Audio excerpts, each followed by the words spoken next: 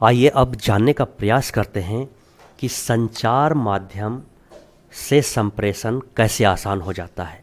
तो संचार माध्यम संप्रेषण का एक सशक्त माध्यम है। अब ये संचार माध्यम में कौन कौन से चीज़ें आती हैं? रेडियो, टेलीविज़न, समाचार पत्र, होर्डिंग, बिल, पैम्फलेट, इंटरनेट आदि ये जनसंचार के माध्यम हैं। अपनी माध्यमगत विशिष्टता के अनुसार संप्रेषण करते हैं। रेडियो आवाज़ के माध्यम से जन जन तक समाचार पहुंचाते हैं। इस तरह से टेलीविज़न हो, कंप्यूटर हो, फिल्म हो, वीडियो हो, सभी अपने अपने काम करते हैं। बड़ी बड़ी कंपनी अपना होर्डिंग लगाती है। समाचार पत्रों में छपे विज्ञापन के माध्यम से हम संप्रेषण करते हैं और ये बड़े पैमाने पर संप्रेषण होता है। अब एक महत्वपूर्ण सवाल उठता है कि संप्रेषण का प्रयोजन क्या है, यानी हम संप्रेषण क्यों करते हैं, मनुष्य के लिए संप्रेषण क्यों जरूरी है। तो आइए देखते हैं कि मनुष्य के लिए संप्रेषण क्यों जरूरी है। साथियों, सबसे पहले तो व्यक्तिगत ज़रूरत होती है। अगर आपको खाना मांगना है, पानी मांगना है, जीवन से जुड़ा कोई बात करना है, किसी के बारे में प्यार भरी बातें करना है, तो ये पर्सनल ज़रूरत है, व्यक्तिगत ज़रूरत है। तो इसके बिना तो काम चलेगा नहीं।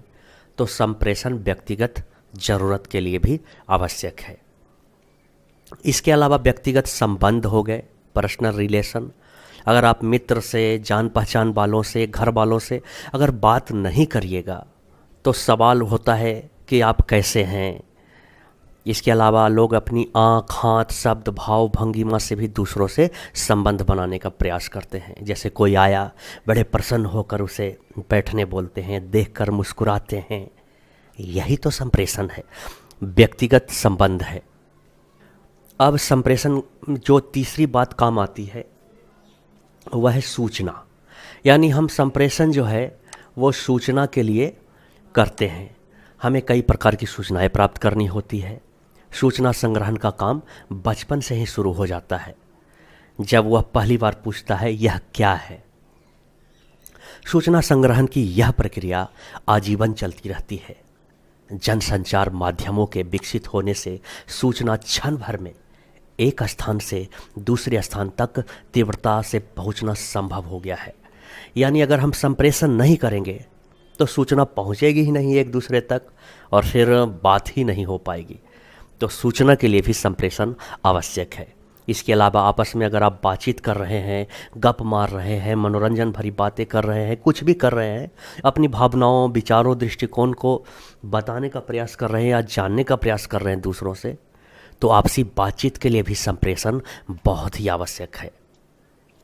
इसके अलावा आग्रह, मतलब विज्ञापन में आप देखते होंगे कि लोग रेडियो, टेलीविज़न, समाचार पत्र के माध्यम से आपको शैम्पू, टूथपेस्ट, डिओड्रेंट, साबुन, डिटर्जेंट पाउडर आदि के विज्ञापन में किस प्रकार ग्राहकों से आग्रह किया जाता है कि आप ये सामान को खरीदिए, लुभाने का प्रयास किया जाता है। सोचिए, अगर संप्रेषण नहीं होता तो ये सब एडवर्टाइजमेंट तो होता ही नहीं। तो संप्रेषण का ये बहुत बड़ा इफेक्ट है कि इसी के माध्यम से वो अपने बिजनेस करने में सफल है। यानी अगर जिसे संप्रेषण अच्छा आ गया तो अपने बिजनेस में वो टॉप क्लास का पहुंच सकता है, अपने नौकरी में वो बहुत अच्छे से काम कर सकता है। यानी संप्रेषण बहुत ही महत्वपूर्ण है। आपको अगर जानना है तो इसे एक विषय की तरह मत पढ़िए कि इसमें नंबर लाने हैं। ये भी जानिए कि संप्रेषण के फायदे क्या क्या हैं। इस प्रकार के संप्रेषण में ग्राहक की आकांक्षा, इच्छा, लोभ, अन्य व्यक्तिगत कमजोरियों का लाभ उठाया जाता है। मनोरंजन के लिए भी संप्रेषण बहुत ज़रूरी है। तो यह भी मनुष्य की ज़रूरत है। हंसना, हंसाना, दूसरे के दुख सुख में हिस्सा लेना, यह सब मनुष्य का स्वाभाविक वृत्तियों में शामिल है। मनोरंजन के लिए लोग सिनेमा देखते हैं, टेलीविज़न देखते हैं, घूमने फिरने जाते हैं, यहाँ तक कि कुछ लोग मनोरंजन के लिए पढ़ते लिखते हैं। इन कारणों से भी संप्रेषण की ज़रूरत पड़ती है। तो संप्रेषण हमारे लिए बहुत ही आवश्यक है। अब इस संप्रेषण की प्रक्रिया कैसे हो, तो आपको हम पहले बता चुके हैं कि संप्रेषण एक प्रक्रिया है। वस्तुतः प्रेषक से प्राप्तकर्ता तक संदेश पहुंचने की प्रक्रिया है। यानी कि जो कह रहा है वो उसकी बातों को एक माध्यम से होते हुए सुनने वाले तक उसी हिसाब से सही सही पहुंच जाए तो समझे कि अच्छा संप्रेषण हुआ। जैसे आप किसी को कोई बात कहना चाहते हो और आपके बात तो कह दिया पर वो आवाज़ ही धीमी हो या ऐसा आप नहीं कह पाए जिससे आपकी बात सुनी जा सके, तो वो एक अच्छा संप्रेषण नहीं कहा जा सकेगा। इसके अलावा उदाहरण, अपने भाई को आप पत्र लिखते हैं तो प्रेषक हुए आप, पत्र में कुछ लिखते हैं, संदेश हुआ, यह पत्र आपके भाई तक पहुंचता है तो भाई उस पत्र को पढ़ता है तो वह प्राप्तकर्ता हुआ। यानी संप्रेषण में 3 चीज़ें ज़रूरत होती है। सबसे पहले प्रेषक, दूसरा संदेश और तीसरा संदेश प्राप्तकर्ता। आइए देखें संप्रेषण कैसे पूरा होता है। तो सबसे पहले किसी स्रोत से सोचने की प्रक्रिया, अनुभूति और निर्णय क्षमता के माध्यम से संदेश बनता है और इसके माध्यम से संदेश दूसरे तक पहुंचता है और वो सोचने की प्रक्रिया करता है, अनुभूति और निर्णय क्षमता के हिसाब से वो संदेश को पढ़ता है और इस तरह से अपने हिसाब से वो संदेश का ट्रांसलेट करता है। संप्रेषण प्रक्रिया में 9 तत्व प्रमुख रूप से शामिल होते हैं। यानी अगर आपसे प्रश्न पूछ दिया जाए कि संप्रेषण प्रक्रिया में कितने तत्व शामिल होते हैं, तो इसमें 9 तत्व शामिल होते हैं। आइए इसके बारे में बारी बारी से हम जानते हैं। किसी भी संदेश का जन्म स्रोत से होता है। यह स्रोत कोई भी व्यक्ति हो सकता है। वह स्रोत अपने विचारों की अभिव्यक्ति करना चाहता है, इसके लिए वह अपने अनुभव और भाषा ज्ञान का उपयोग करता है। वह स्रोत या व्यक्ति अपने विचारों को शब्दों में ढालता है और मौखिक संप्रेषण के संदर्भ में इस स्रोत को वक्ता को कहता है। दूसरा है वक्तृत्व क्षमता। विचारों को भाषागत अभिव्यक्ति देने की कला को वक्तृत्व क्षमता कहते हैं। यानी आपके पास जो विचार है, अगर आप उस विचार को अब भाषा देना पड़ता है, जैसे आपको कोई बात कहना है और बात कहने के लिए आप स्टेज पर चढ़े और सारा बात ही भूल गए या क्या कहना है वो पता ही नहीं है, तो ये अच्छा संप्रेषण नहीं माना जाएगा। इसके अलावा तीसरा है संदेश। संदेश वक्ता के विचारों की अर्थपूर्ण अभिव्यक्ति को संदेश कहते हैं। यानी संदेश किसे कहते हैं, तो जो बोलने वाला है उसका एक अर्थ हो, निकले, और इसी को संदेश कहते हैं। यह लिखित हो सकता है, मौखिक हो सकता है। भाषा में शब्दों, वाक्यों, प्रतीकों, बिंबों आदि के माध्यम से संदेश प्रसारित किए जाते हैं। भाषा का अपना व्याकरण है। जैसे राम ने श्याम को मारा और श्याम ने राम को मारा का अर्थ बिल्कुल विपरीत है। व्याकरण के कारण संदेश का अर्थ बिल्कुल बदल जाता है। तो ये संदेश भी संप्रेषण में एक महत्वपूर्ण भूमिका अदा करता है। इसके अलावा माध्यम। संदेश किसी माध्यम से स्रोत से प्राप्तकर्ता तक पहुंचता है। मौखिक संप्रेषण में हवा के माध्यम से होता है। यानी सोचिए, अगर हवा ना हो तो आवाज़ ही ना पहुंचे। चांद पर चले जाइए, बोल के दिखाइए, बोल ही नहीं पाएंगे। तो हवा तो बहुत ज़रूरी है बोलने वाले के लिए। तो वक्ता द्वारा बोला हुआ संदेश हवा में तैरता है और फिर श्रोता तक पहुंचता है। अब तो रेडियो तरंगे, सैटेलाइट आदि के माध्यम से संदेश को दूर दूर तक फैलाया जाता है। जनसंचार माध्यम जैसे टेलीविज़न, रेडियो, इंटरनेट द्वारा इसका उपयोग किया जाता है, इस्तेमाल किया जाता है। संप्रेषण का जो अगला तत्व है, 5वां, वो है प्राप्तकर्ता। यानी वक्ता या श्रोता जिस तक अपना संदेश भेजना चाहता है उसे श्रोता या प्राप्तकर्ता कहते हैं। मौखिक संप्रेषण में श्रोता ही प्राप्तकर्ता होता है जो संदेश ग्रहण करता है। यह भी हो सकता है कि संदेश जिसके लिए तैयार किया गया हो उसके अतिरिक्त दूसरे श्रोता भी उस संदेश को सुन लें। जैसे आप कोई बात बोल रहे हैं तो कोई दूसरा आदमी भी सुन सकता है। कोई हंसी मजाक उड़ा रहे हों और वो हमारी बात सुन ले, तो जिस तक हम अपना संदेश नहीं पहुंचाना चाहते थे उस तक संदेश पहुंच गया और इससे दोस्ती खतरे में पड़ सकती है। तो ये सब ध्यान रखना है। संप्रेषण के जो अगली तत्व है, 6ठा तत्व, वह है संदेश प्राप्ति। यानी प्राप्तकर्ता द्वारा संदेश को विचारों में ढालने की प्रक्रिया को संदेश प्राप्ति कहते हैं। अंग्रेजी में इसे डिकोडिंग कहा जाता है। यानी जो आपने जो संदेश दिया और संदेश लेने वाला उसको किस तरह से पढ़ता है। श्रोता एवं वक्ता की भूमिका बदलती रहती है, अर्थात श्रोता वक्ता की भूमिका निभाने लगता है और वक्ता श्रोता बन जाता है। अगर आपने जैसे कोई लिखित बात कह दिया तो अब कह के फिर आप चुपचाप हो गए, अब वो पढ़ रहा है आपकी बात को।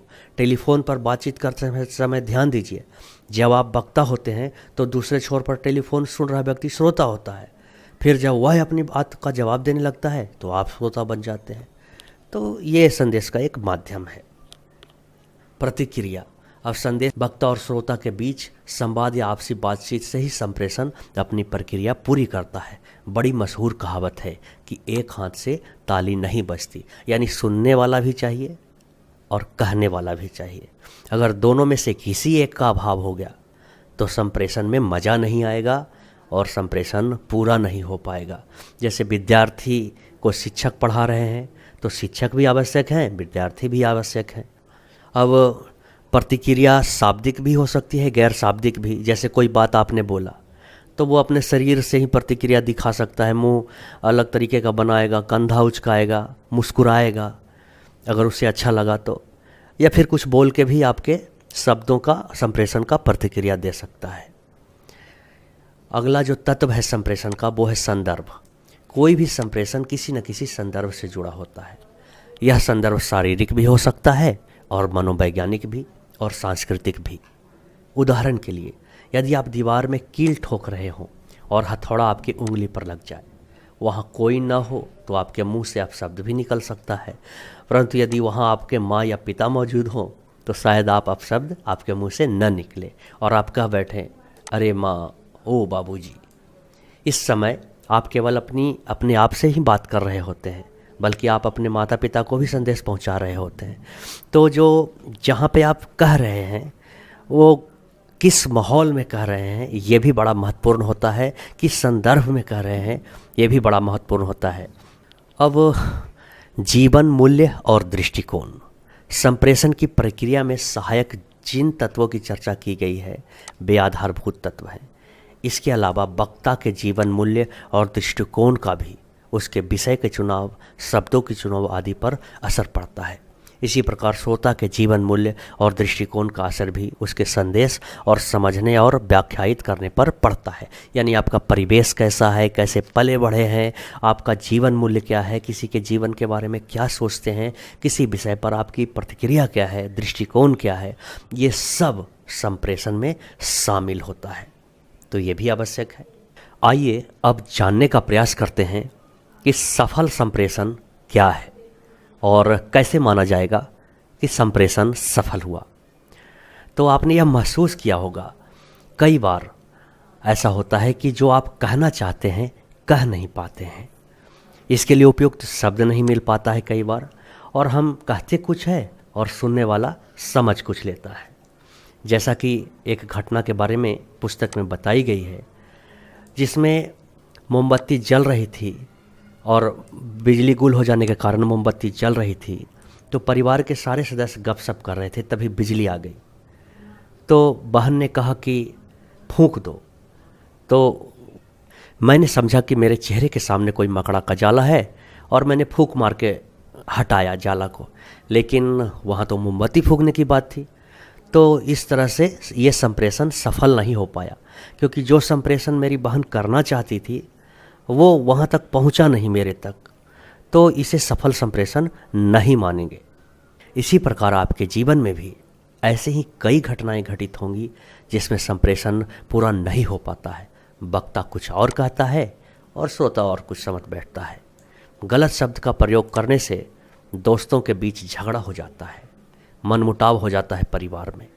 संप्रेषण संपर्क का काम करता है। जब यह संपर्क टूटता है तो संप्रेषण अधूरा रह जाता है। जैसा कि आपको हम पहले बता चुके हैं, बोलकर, सुनकर, लिखकर और पढ़कर संप्रेषण पूरा होता है। अगर हम सफल संप्रेषण की बात करें तो वक्ता द्वारा प्रेषित संवाद श्रोताओं तक पहुंचता है और वक्ता जो कुछ भी कहना चाहता है श्रोता उसे उसी रूप में ग्रहण करता है, तब संप्रेषण सफल माना जाता है। अब ये जानने का प्रयास करते हैं कि सफल संप्रेषण में अवरोध कैसे उत्पन्न होता है। तो हम यह पहले ही बता चुके हैं कि वक्ता से श्रोता तक या लेखक से पाठक तक जब संदेश सही रूप में नहीं पहुंच पाता है तो संप्रेषण असफल रहता है। दोस्तों, मैं एक यहाँ उदाहरण देना चाहूँगा। सपोज आपके मन में कोई कहानी चल रही है, आप खूब अच्छी तरह से कहानी गढ़ ली अपने मन में, लेकिन जब भी आप लिखने बैठते हो वो कहानी क्या लिखेंगे, वो तो एक एस्से टाइप का लेख बन गया, तो वो चीज़ें आप कह नहीं पाए। जबकि एक अच्छा लेखक जो सोचता है वैसा ही अपने किताब में लिख देता है और वैसा ही पाठक के मन में पहुंच जाता है तो ये एक सफल संप्रेषण हो जाता है। संदेश को सही ढंग से प्रेषित न करना और उसे ठीक ढंग से न समझ पाना सफल संप्रेषण में सबसे बड़ा अवरोध है। अब इसमें सुनना और समझना। यदि श्रोता वक्ता की बात ध्यान से नहीं सुनता है या पुस्तक पढ़ते वक्त मन कहीं और लगा होता है तो श्रोता की बात श्रोता सुनकर भी नहीं सुन रहा होता है और पाठक पुस्तक की पंक्तियों से गुजरता तो जरूर है पर वह उस तक संप्रेषित नहीं हो पाता है। आपने कई बार अनुभव किया होगा, आपने खुद से सोचा होगा कि आप जो कह रहे हैं दूसरा कोई सुन नहीं रहा है, या कभी कभी दूसरा कोई कह रहा है आप सुन नहीं रहे हैं। तो ऐसा परिस्थिति बन जाती है। सुनने और सुनाने वाला दोनों का ध्यान संप्रेषण के लिए सही होना चाहिए, उचित होना चाहिए। संप्रेषण में भाव भंगिमा का भी बड़ा महत्व होता है, यानी भाव भंगिमा संप्रेषण का एक माध्यम भी है और बाधा भी। मुस्कुराते हुए किसी का स्वागत करना, क्रोध से किसी की ओर देखना, किसी को देखकर मुंह बिचकाना, व्यंग से हंसना, कंधे उचकाना आदि कई ऐसे भाव भंगिमाएं हैं जिनसे व्यक्ति विशेष अपनी भावना दूसरे तक पहुंचाता है। परंतु इस प्रकार के संप्रेषण से सबसे बड़ा खतरा यह है कि आपके द्वारा संप्रेषित भाव का गलत अर्थ न लगा दिया जाए। कारण इस संप्रेषण में हाव भाव की महत्वपूर्ण भूमिका होती है। भाषा यहाँ मौन होती है। बोलने के ढंग के बारे में मैं पहले ही ऊपर ही बता चुका हूँ कि यदि आप सही से बात ऊंची आवाज़ में या चिल्लाकर बोलते हैं तो संदेश गलत जाता है। किसी की आवाज़ भारी या कर्कश हो तो संप्रेषण में बाधित हो सकता है। इसी प्रकार भाषा का ज्ञान अगर अच्छा हो तो संप्रेषण अच्छा हो सकता है। सफल संप्रेषण के लिए यह जरूरी है कि वक्ता और श्रोता की भाषा एक हो। सपोज अगर हम किसी को इंग्लिश में बात कर रहे हैं, वो इंग्लिश जानता ही नहीं है तो वह समझ नहीं पाएगा। अगर हिंदी भाषी कोई इंग्लैंड चला जाए, उसे अंग्रेजी ना आती हो तो इसके लिए संप्रेषण एक दुसाध्य कार्य हो जाएगी। तो दोस्तों, इस इकाई में हमने संप्रेषण के बारे में जाना। एक आध बार अगर आप खुद से भी अगर ये पुस्तक पढ़ लें तो बहुत ही आसानी से कई प्रश्नों को आप सोल्व कर लेते हैं। बने रहिए चैनल के साथ। मिलते हैं अगले वीडियो में, तब तक के लिए नमस्कार।